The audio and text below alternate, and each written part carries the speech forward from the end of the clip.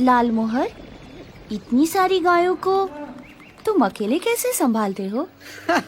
मेरी आवाज का जादू है। मजाल है कोई भाग जाए।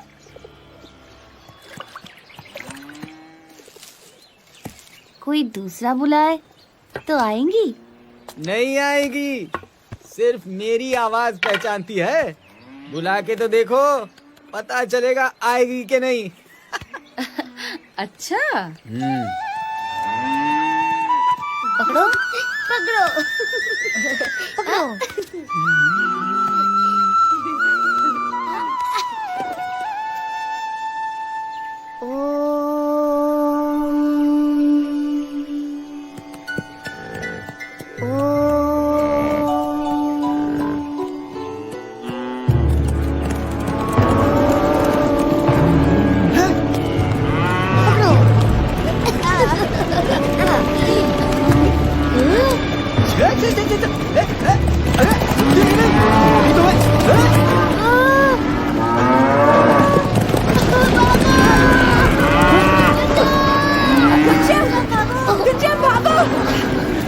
सुखनंदन, अरे गाय हमला नहीं कर रही हैं। मैं गायों को बुला रहा हूँ। जल्दी भागो। चढ़ जाओ पेड़ पे। पेड़ पे चढ़ जाओ। जल्दी पेड़ पे चढ़ जाओ। जल्दी जाओ। ऊपर आ जाओ। ये गायों को क्या हो गया है? इधर इधर इधर, उधर किधर जा रही है? अरे मेरा हुक्म नहीं मानती, मेरी आवाज नहीं पहचानती। आज तुम्हें तुम सबकी खाल उधर दूंगा। अरे अरे अरे, गायों को मार क्यों रहे हो? मैं उन्हें जाने को कह देता हूँ। मगर इन्होंने आज पहली बार मेरा हुक्म नहीं माना। इसलिए कि तुमने उन्हें सदा हुक्म दिया, मगर मैंने उन्हें प्यार से पुकारा। तुम तो भगवान हो, इसके बिना ये हो ही नहीं सकता। गायों ने तुम्हें पहचान लिया, मैं नहीं पहचान पाया। मुझे क्षमा कर दो।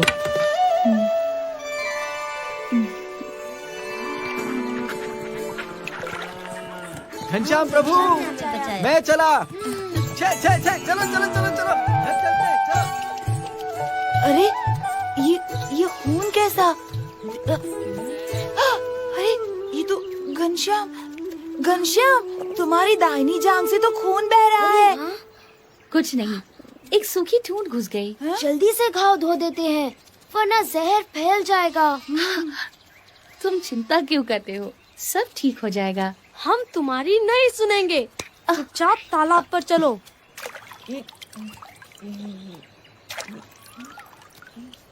अरे खून तो रुक ही नहीं रहा। घनश्याम को जल्दी से किसी वैद्य के पास ले चलते हैं। वैद्य?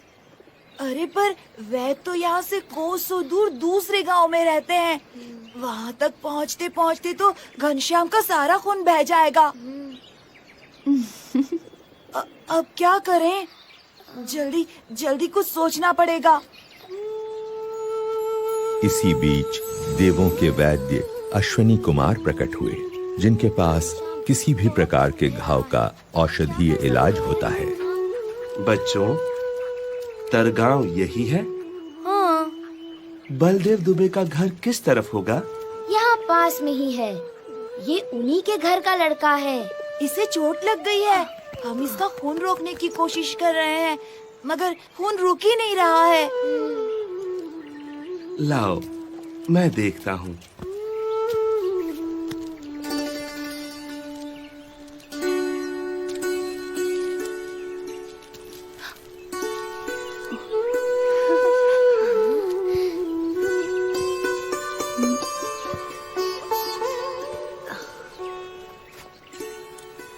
चलो, खून बहना तो बंद हो गया।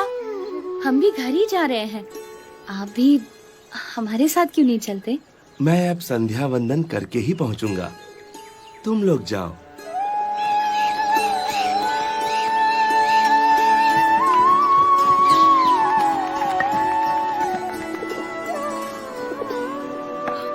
अरे हे राम, ये क्या हुआ? कैसे चोट लगी? कहीं कहीं गिर गए क्या? कुछ नहीं भाभी, खेल खेल में तो लगती ही रहती है। ये पट्टी भी खेल खेल में ही लग गई। देखो तो।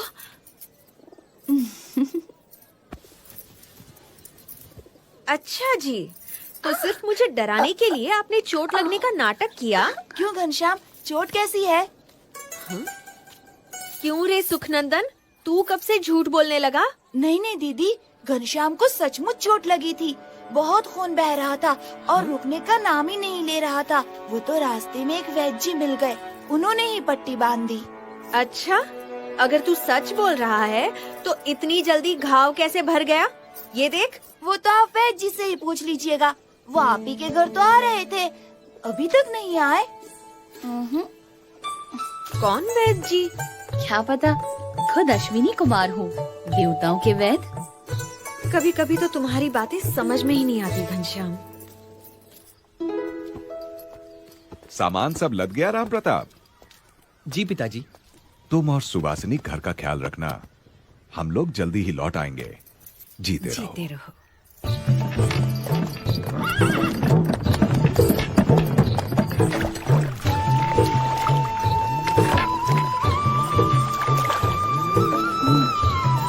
और कितनी दूर है? ज्यादा दूर नहीं है।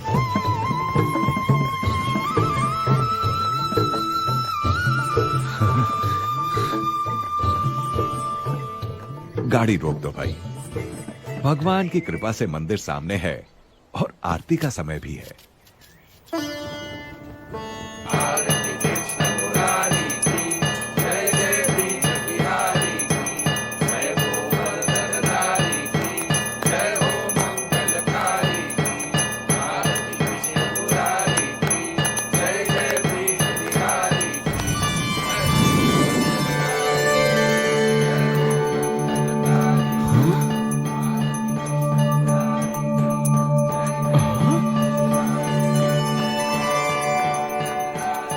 अरे ये क्या?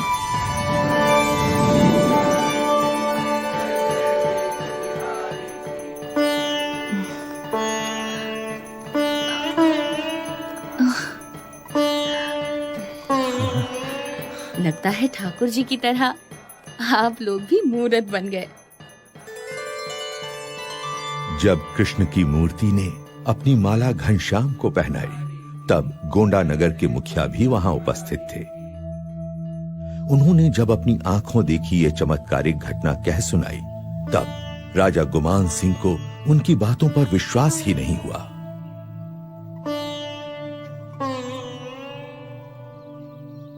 ये कैसे हो सकता है मुखिया जी? धातु की मूरत खुद चलकर आई और एक बच्चे के गले में अपनी माला डाल दी। हाँ, असंभव। मैंने खुद अपनी आंखों से देखा था महाराज। मुझे तो लगता है धर्मदेव जी का मझला बेटा घनश्याम स्वयं भगवान है। अच्छा, तो बुला भेजो उन्हें। जी। अगर वो बच्चा सच में भगवान है तो शास्त्रों के अनुसार उसके चरणों में 16 चिन्ह होंगे।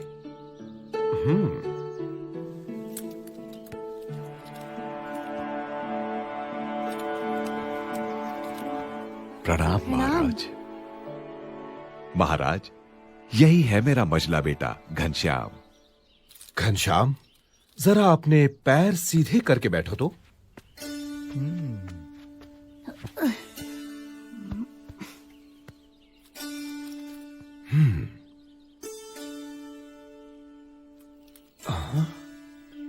दाहिने पैर में अष्टकोण, ऊर्ध्व रेखा, स्वस्तिक, जामुन, जव, अंकुश, केतु और पद्म।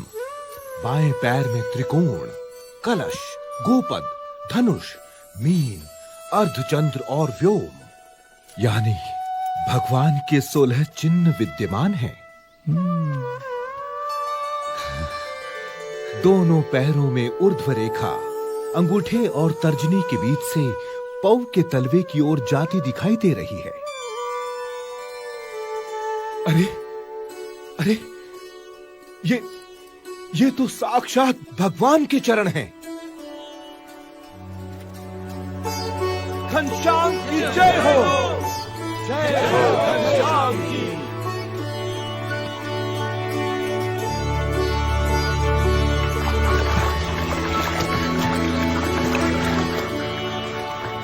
काशी, भारत की विद्वत नगरी, ज्ञान की नगरी, शास्त्रार्थ सभाएं यहाँ का नित्य क्रम है।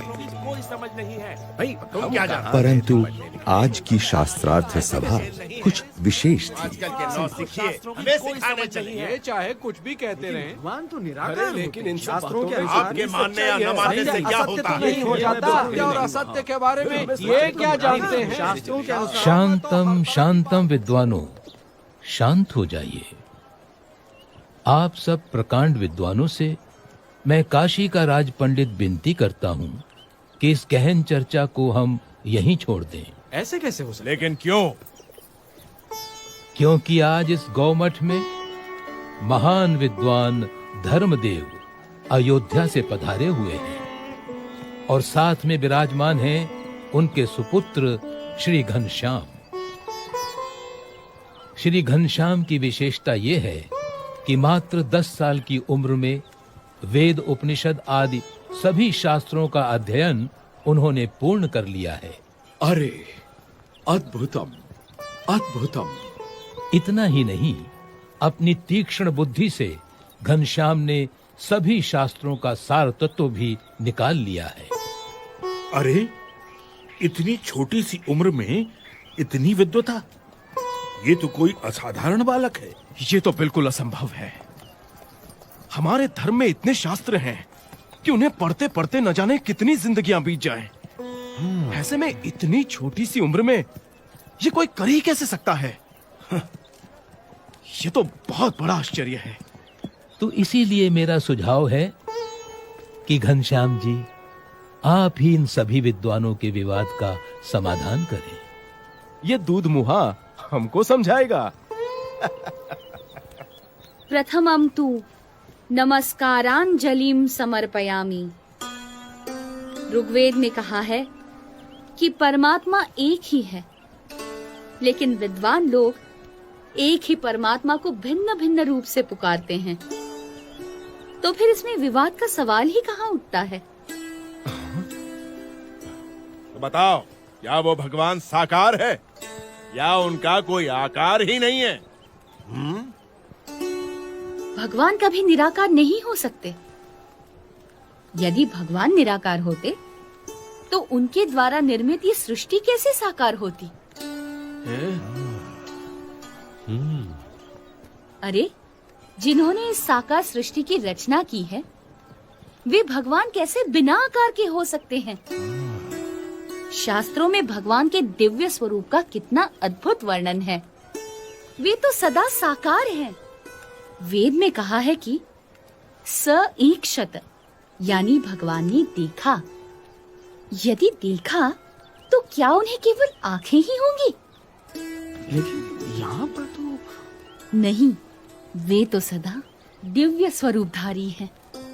घनश्याम का तर्क कितना ठीक और सटीक है। साधु साधु। ये तो कोई विद्वान है या फिर स्वयं भगवान। अभिनंदन, धन्य प्रभु। साधु साधु।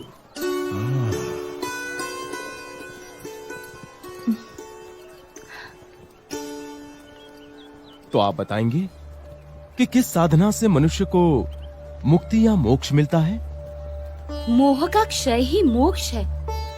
इसके लिए जिन्हें मोह ना हो, ऐसे महान सच्चे ब्रह्म स्वरूप संत का सत्संग करना चाहिए।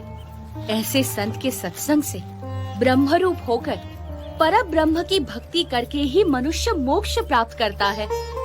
उपनिषद में कहा है, ब्रह्म विदाप्नोति परम।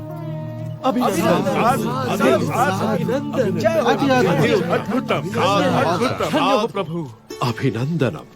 धन्य धन्य प्रभु, आपकी विश्वसनीय वाणी ने सबका हृदय जीत लिया है। यदि हम वर्षों तक चर्चा करते रहते तो भी हम सभी शास्त्रों के सार रूप इस उत्तर तक न पहुंचते। मगर हम जैसे विद्वानों की इतनी बड़ी सभा में निसंशय घनश्याम ने निश्चलता और निर्भयता से ये कर दिखाया है, वो तो शायद वो तो सिर्फ परमात्मा ही कर सकते हैं। मैं काशी का राजा घनश्याम प्रभु का सम्मान करता हूँ। बोलो घनश्याम प्रभु की जय। बोलो घनश्याम प्रभु की जय।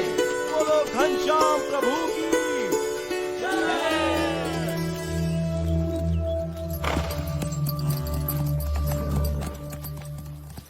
भक्ति देवी का स्वास्थ्य दिन प्रतिदिन गंभीर होता जा रहा था। उनके जीवित रहने की संभावना कम होती जा रही थी, परंतु उनके मन में पुत्र घनश्याम के स्वरूप की महिमा उत्तरोत्तर बढ़ती ही जा रही थी। घनश्याम, हाँ माँ। तुम मेरी कोख से जन्मे, परंतु मैं तुम्हें कभी भी यथार्थ नहीं समझ पाई। फिर भी मुझे इतना विश्वास जरूर है कि मुझे तुम्हारे रूप में साक्षात भगवान मिल चुके हैं। लेकिन अब मुझे सिर्फ इतना ही समझाओ कि किसी अन्य मुमुक्षु को सदा के लिए भगवान से भेंट करनी हो तो वो कैसे संभव है? हाँ माँ, सच्चे भगवानमय संत के सत्संग और प्रसंग से मुमुक्षु को भगवान की भेंट होती है।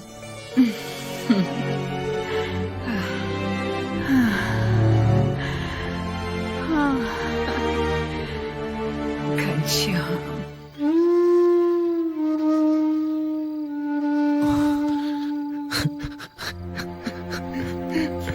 पिताजी।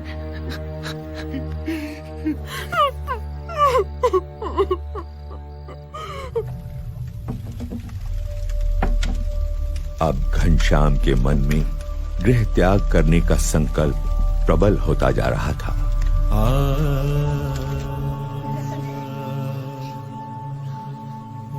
उनका वैराग्यपूर्ण बर्ताव देखकर अयोध्या वासियों को भी चिंता रहती थी कि घनश्याम कहीं चले तो नहीं जाएंगे। वासुदेव परावेता, वासुदेव वासुदेव। बुखार तो कम हो ही नहीं रहा। घनश्याम, ये भागवत बंद करो और वैद्य जी को बुला लाओ। मेरा वैद्य तो अब स्वयं परमात्मा ही है राम प्रताप। नहीं पिताजी, चिंता मत कीजिए, आप जल्दी ठीक हो जाएंगे। मैं ठीक होता हूँ या नहीं, तू मुझे एक वचन दे। जी जी जरूर, बोलिए पिताजी। मैं घनश्याम और इच्छाराम को तेरे भरोसे छोड़े जा रहा हूँ, उनका ख्याल रखना। आप उनकी चिंता मत कीजिए पिताजी। सुनो राम प्रताप, ये घनश्याम तुम्हारे भाई नहीं मगर साक्षात भगवान ही हैं। उनकी सेवा करना।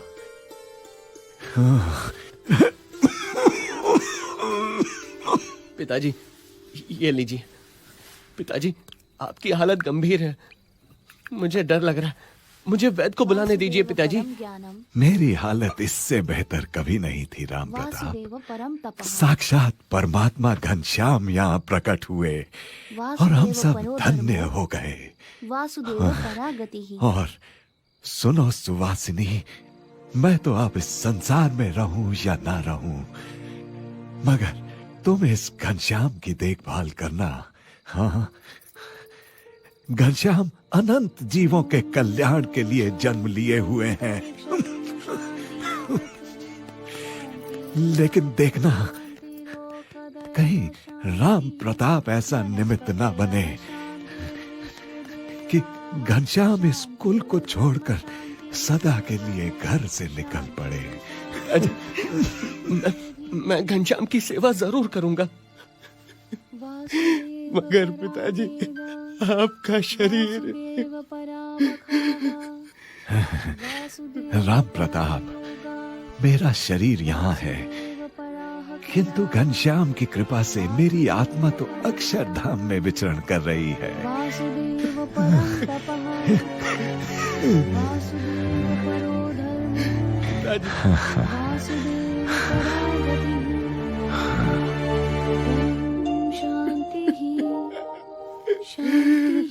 पिताजी। पिताजी।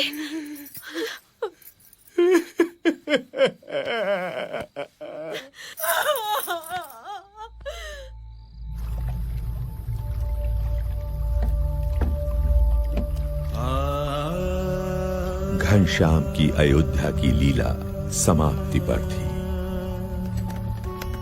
और कल्याण यात्रा उन्हें निमंत्रण दे रही थी।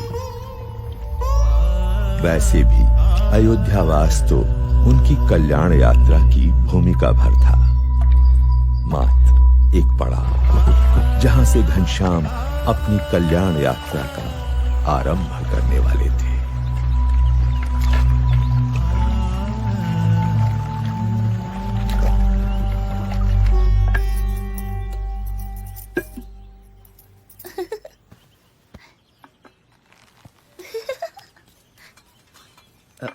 घनश्याम कहाँ है?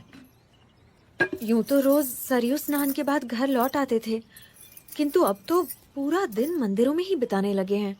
ऐसा कब तक चलेगा? पिताजी उसे मेरे भरोसे छोड़ गए हैं। लोग कहेंगे मुझे भाई की चिंता ही नहीं है। अभी खोज लाता हूँ उसे। भोजन तो करके जाइए। नहीं नहीं, अब तो लौटकर उसके साथ ही भोजन करूंगा। अरे रुकिए,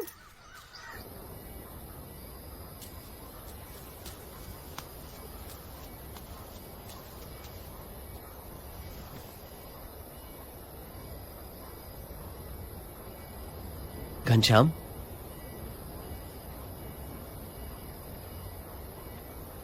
पिताजी के जाने का दुख मुझे भी है, मगर इसका यह मतलब तो नहीं कि जीवन भर उसका मातम मनाते रहें।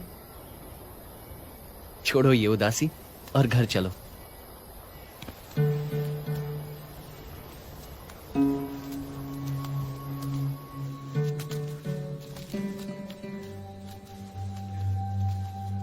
बड़े भैया, संसार से मेरे सारे बंधन टूट चुके हैं। कहीं किसी से भी मेरा लगाव नहीं रहा। माँ और पिताजी ने मुझे पहचान लिया तो उन्हें मुक्ति दे दी। अब जो जो मुझे पहचान लेंगे, मैं उनकी मुक्ति के द्वार खोलूंगा। मेरा जन्म अनंत जीवों की मुक्ति के लिए ही तो हुआ है।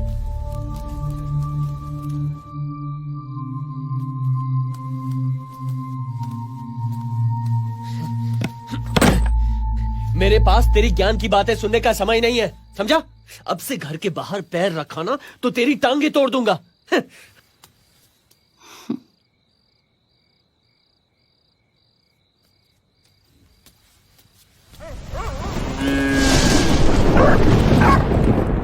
घनश्याम पर आप इतनी सख्ती मत कीजिए, वो अपने आप ही ठीक हो जाएगा। नहीं सुहासिनी, पिताजी के जाने के बाद वो किसी की नहीं सुनता। कुछ भी बोलो तो ज्ञान की बातें करने लगता है। उससे तो बचपन से ही जीवन से विरक्ति रही है। विरक्ति वगैरह कुछ नहीं है सुहासिनी। अभी उसका ब्याह करा दो ना तो सारी विरक्ति, वैराग्य, ये ज्ञान ध्यान रुई की भांति हवा में उड़ जाएगा। तो करवाते क्यों नहीं? हाँ लेकिन वो, हाँ, खंभारिया गांव के निहार मिश्र अपनी बेटी के लिए कब से पीछे पड़े हैं। वो तो चंद्रकला को लेकर हमसे मिलने अयोध्या आना चाहते हैं। फिर तो तुम कल ही उन्हें बुला लो। हो सकता है चंद्रकला अपनी कला से घनश्याम को बांधने में सफल हो जाए और घनश्याम जीवन भर हमारे साथ रहे। हाँ बिल्कुल ठीक कहा, उनसे कल ही बात करूंगा।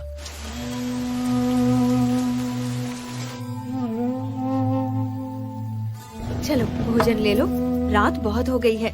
तुम्हारे भैया और इच्छाराम तो भोजन करके कब के सो गए।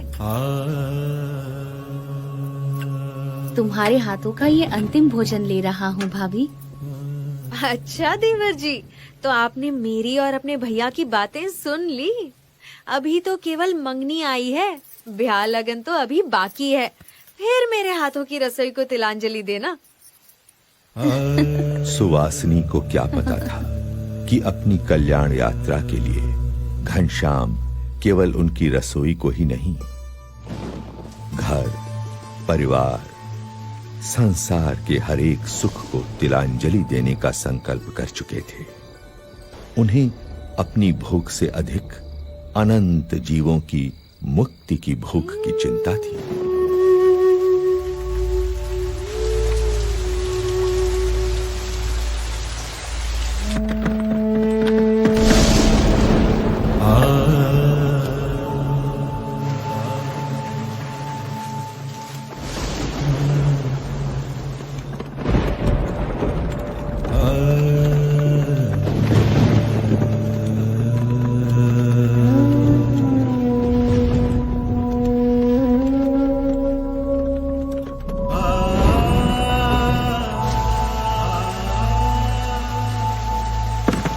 समय निकट था, जो विश्व के इतिहास में कभी कभी ही आता है,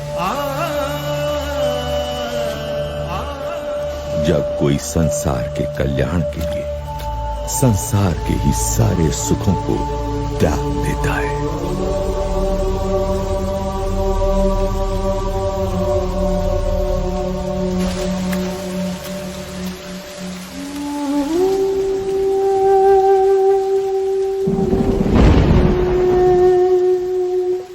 इसी अयोध्या से हजारों वर्ष पूर्व राम निकले थे रावण के अत्याचार से मनुष्यता की मुक्ति के लिए। अभी आषाढ़ शुक्ला दशमी विक्रम संवत 1848 की रात का ब्राह्म मुहूर्त है और मैं निकल रहा हूँ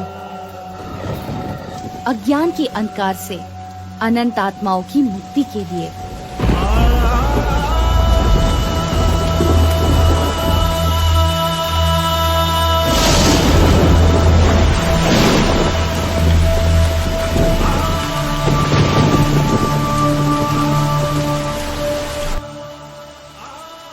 अंधकार में डूबी हुई अयोध्या नगरी के लोग निद्राधीन थे, मनुष्य मात्र की तरह, और सोते हुए मनुष्य मात्र में चेतना जगाकर उन्हें कल्याण के मार्ग पर प्रेरित करने के लिए घनश्याम के चरण बढ़ चले कल्याण यात्रा पर नीलकंठ वर्णी के रूप में।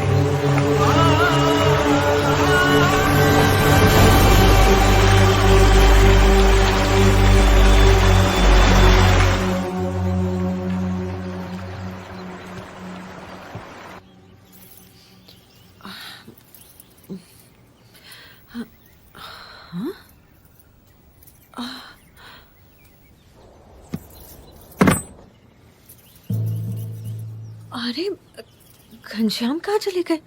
अरे ये क्या, उनकी सारी चीजें भी नहीं है। अब सुनिए घनश्याम कहीं चले गए हैं। क्या? कहाँ गया? ऐसे कैसे चला जाएगा? कहीं वो हमें छोड़कर तो नहीं चले गए? जरा जाकर ढूंढिए ना उन्हें। यहीं कहीं मंदिर में बैठकर कथा सुन रहा होगा या किसी को ज्ञान की बातें सुना रहा होगा। कहीं मेरे हाथों की रसोई को सच में तिलांजलि तो नहीं दी थी? चिंता मत करो, वो आ जाएगा।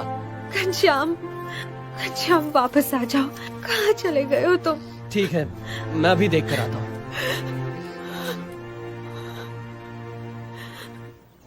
घनश्याम, तो मैंने उनसे घनश्याम, घनश्याम, घनश्याम। सब लोग वहाँ उपस्थित थे।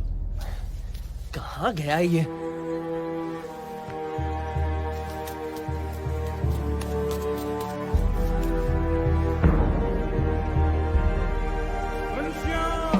अरे भाई, घनश्याम नहीं मिल रहे।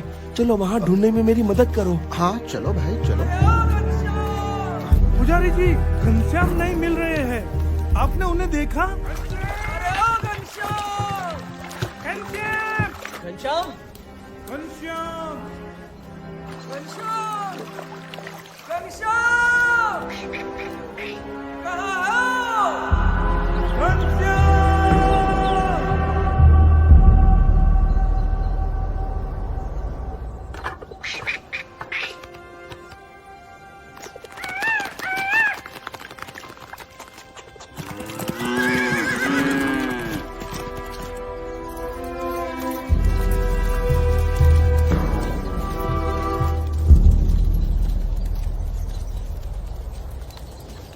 हमें छोड़ के चला गया।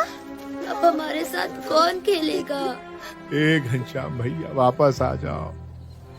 क्यों चले गए हमको छोड़कर?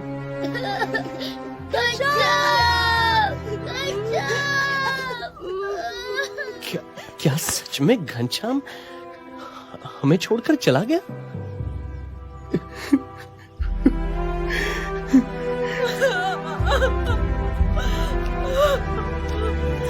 घनश्याम!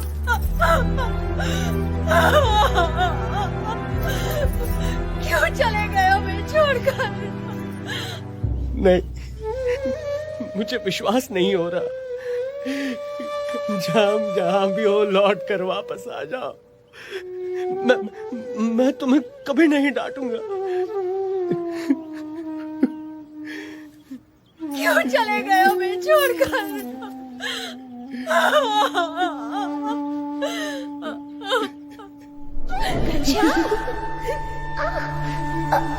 मुझे पकड़ पाना बड़े बड़ों के बस में भी नहीं है भाभी। घनश्याम वापस आ जाओ।